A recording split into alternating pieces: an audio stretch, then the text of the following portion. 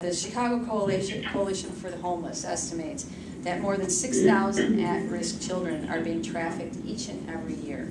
To me, that's enough to stop anyone in their tracks when you just hear that number by itself. So you have to recognize that the problem, when I looked at us as prosecutors and how we traditionally tackled this type of case, we weren't doing a very good job. We weren't doing a good job at all. And so we needed to look at it in a different perspective and find a different way to tackle the problem.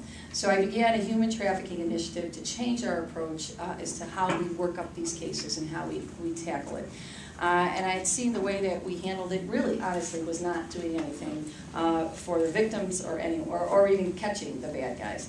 So changing our laws was the first priority. The Illinois Save Children's Act is one of the most comprehensive and sweeping pieces of legislation in the nation. And what that Illinois Save Children's Act does, and we're very proud that we were able to get it passed with one try in Springfield. And what it does is it decriminalizes underage prostitution, takes those words right out of the statute. Because when you look at it, and I'm a mother of 4 kids, 14-year-old twin girls, no one's going to tell me that a 10, 11, 12-year-old girl is out there prostituting herself. We know that she's put out there on the street by someone who is making money off of this, who is victimizing her. So what's the best thing to do? Is it good to pick up this young lady and put her in the juvenile detention center? No, not at all. We have to treat her as the victim that she is. And it's not just girls, it's boys as well. So we decriminalized underage prostitution, treating these kids as the victims that they are. And we really have this great relationship now with social service partners, and we have social service partners right in our office that have never existed before.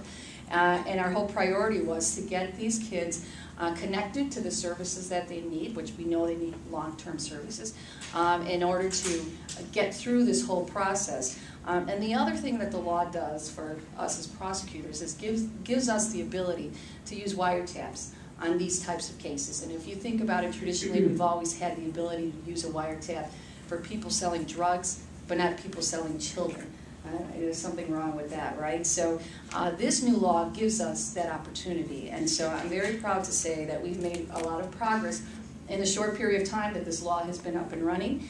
And so I need to thank all of our partners who are out there that are working with us. And to date now, we have charged 48 defendants. And so I know we're going in the right direction. This past summer, we had a big takedown where we charged 10 defendants on a trafficking case where some of the victims, one of the victims was as young as 12 years old.